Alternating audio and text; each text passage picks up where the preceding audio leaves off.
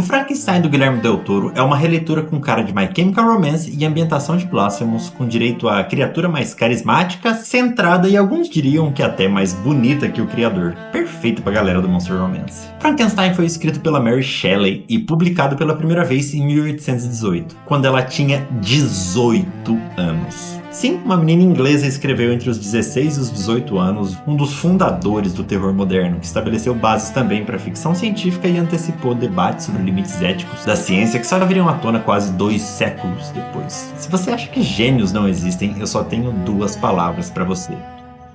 Mary Shelley. Na verdade, o nome completo do livro é Frankenstein ou o Prometeu Moderno. Isso é claro por causa do mito de Prometeu, que roubou o fogo dos deuses para dar à humanidade, contrariando Zeus, que é um deus que sempre se mostra muito tranquilo e razoável. Então ele ordenou: pendura o cara. Assim, Prometeu foi acorrentado no topo de um monte e todo dia um pássaro voa até lá para devorar seus órgãos. Todo dia, seus órgãos se regeneram para ser devorados de novo no dia seguinte. Como se não bastasse, Prometeu ficou horrorizado com as coisas que as suas criações fazem com o fogo que ele concedeu a elas com tanto sofrimento, causando guerras, destruição e todo o resto que você já sabe. O paralelo com Frankenstein é muito simples. Victor Frankenstein desafiou Deus, ou os deuses, roubando para si a fagulha da vida, o fogo, para dar vida por conta própria e fazer as vezes de criador. Assim como Prometeu, ele fica horrorizado com a própria criação. E assim como Prometeu, ele é punido repetidamente por essa transgressão. Outro paralelo entre Prometeu e Victor Frankenstein é que Prometeu criou os primeiros homens, mas quem cria a primeira mulher, Pandora, é Zeus. Victor também se recusa a dar vida a uma companheira para a criatura, então ele não assume essa posição divina. E o filme do Del Toro capta bem esse sofrimento, esse transtorno do Victor, mas também é a partir daí que ele começa a se perdeu um pouco. No filme, o Victor claramente descamba para um arco de vilão, com atitudes cada vez mais condenáveis em situações em que ele tem escolha, e essa é a grande diferença para o Victor do livro. Na obra da Mary Shelley, Victor Frankenstein é o que na literatura a gente chama de herói byroniano. É uma figura com ideais e objetivos grandiosos, que não se adequa aos padrões da sociedade e é visto como enigmático, misterioso, até profano às vezes. O herói byroniano é uma figura dotada de um potencial imenso e uma temperança minúscula. E é justamente pelas coisas que ele está disposto a fazer por seus ideais que ele causa a própria ruína. Essa escolha não é por acaso. Mary Shelley era amiga pessoal do poeta Lord Byron, que inspirou com seus personagens e com a própria pessoa a ideia do herói byroniano. Lord Byron é um dos maiores nomes e símbolos do romantismo na literatura, e serviu de inspiração até mesmo para a figura do Drácula do Bram Stoker e de vários outros vampiros e figuras sombrias. Lord Byron também está diretamente ligado à escrita de Frankenstein. No ano de 1816, Mary Shelley e o poeta Percy Shelley, futuro marido dela, foram passar o verão com Lord Byron em uma das propriedades dele na Suíça. Acontece que foi um verão extremamente chuvoso, e eles ficaram presos dentro de casa praticamente o verão todo. O tédio levou eles a contarem histórias de fantasmas, e daí Lord Byron propôs o desafio de escrever uma história de terror. Mary Shelley ainda não sabia, mas com esse desafio ela estava começando a escrever uma das obras mais influentes da literatura moderna.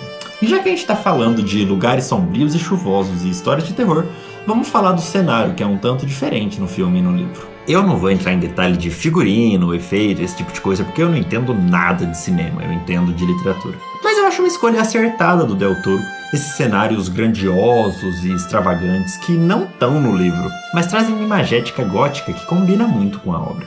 Que eu não tô falando desse gótico, eu tô falando do gótico como a gente entende na literatura, que é uma corrente do século XVIII que para muitos começa com o Castelo de Otranto, do Horace Walpole, e é uma corrente de narrativas não necessariamente de terror, mas necessariamente sombrias, que se apoiam muito no cenário e nos ambientes para a criação dessa atmosfera críptica, misteriosa, ameaçadora, mas que é isso tudo sem deixar de ser grandiosa. Não à toa, a obra fundadora é o Castelo de Otranto, e não o casebre escuro e claustrofóbico de Otranto. No Frankenstein original, essa grandiosidade dos cenários não está muito presente. O laboratório do Victor, por exemplo, é o próprio quarto dele, em vez de uma torre gigantesca no meio de uma grande tempestade de raios. Acontece que muito desse tom byroniano dos personagens e dos ideais deles no livro é transmitido de uma forma introspectiva.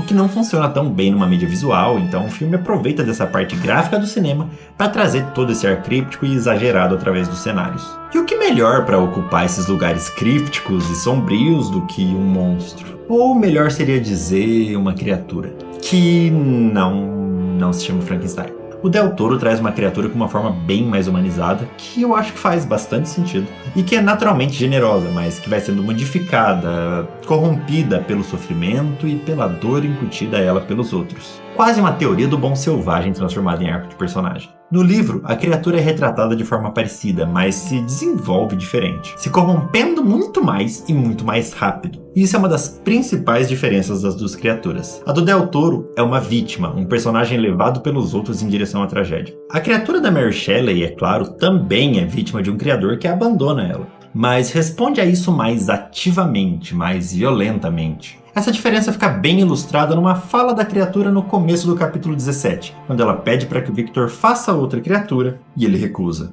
Aqui a gente está usando essa edição da Dark Side de 2017, traduzida pela Márcia Xavier de Brito. Sou malicioso porque sou infeliz. Não fui afastado e odiado pela humanidade. Pense e diga-me, por que devo ter pena dos homens mais do que eles têm pena de mim?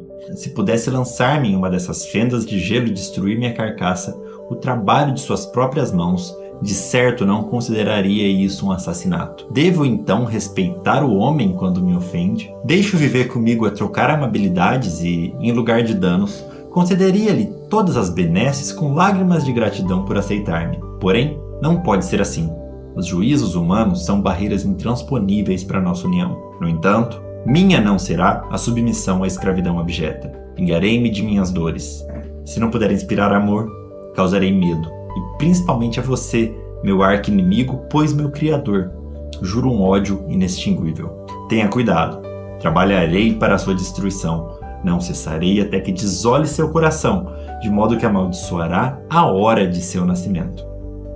Aqui a gente tem alguns paralelos com a figura de Lúcifer, mas não qualquer Lúcifer. O Lúcifer de Paraíso Perdido, poema épico de John Milton, publicado 2 séculos antes, em 1667. Paraíso Perdido é a história da queda de Lúcifer e seus anjos e da corrupção dos humanos, e é contada na visão do próprio Lúcifer. A obra foi extremamente influente, criou gerações de escritores satanistas, e é a inspiração, direta ou indiretamente, para qualquer um desses Lúcifers que você gosta hoje em dia. Sandman, a série da Netflix, vários outros. E, claro, aquele quadro do Cabanel. Você sabe de qual eu tô falando. Em Paraíso Perdido, Lúcifer é uma figura orgulhosa, pro bem e pro mal, e tá disposto a qualquer coisa para se vingar do Criador que, na visão dele, o traiu. Uma das ideias mais marcantes da obra é antes senhor no inferno que escravo no céu. Tá, mas o que tudo isso tem a ver com Frankenstein? Na obra da Mary Shelley, o Lúcifer se encontra meio que dividido, tanto no Victor quanto na criatura. O Victor reflete o Lúcifer como uma figura orgulhosa e convicta dos seus ideais, e cujo orgulho acaba levando a desafiar o próprio Criador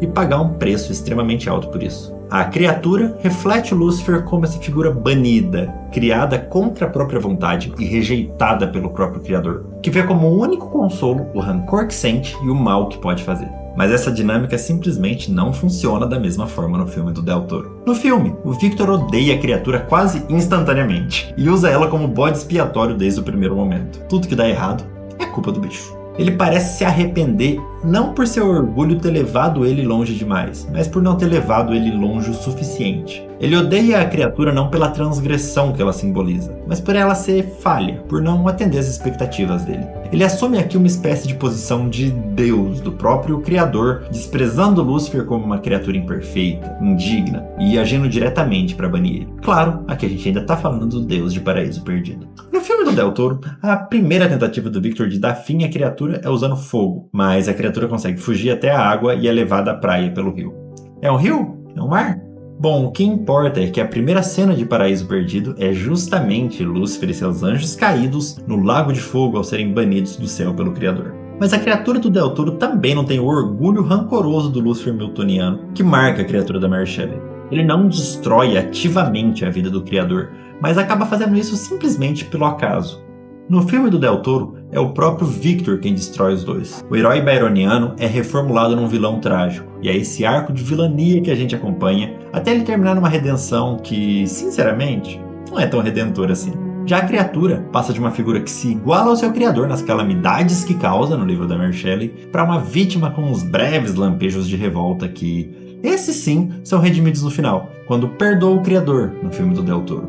Na obra original, a gente acompanha duas metades da mesma criatura. Duas figuras que vão se tornando monstruosas e destruindo a si mesmas, e uma a outra numa tragédia que parece inevitável, porque elas não seriam capazes de agir de outra forma. Na obra do Del Toro, a gente acompanha a saga de um homem que se torna um monstro e de uma criatura que é ora tornada monstro, ora tornada humana, até abraçar brevemente sua monstruosidade para, no fim, se redimir. Essa é uma tragédia que parece evitável, porque é o Victor, e só ele, que causa a tragédia. E a criatura só contribui para ela como uma vítima que reage. Frankenstein, do Guilherme Del Toro, é um bom filme e uma releitura digna da obra-prima da Mary Shelley. E tem personagens principais que funcionam bem tanto sozinhos quanto em conjunto, mas não consegue transmitir completamente a genialidade do dualismo trágico da obra original.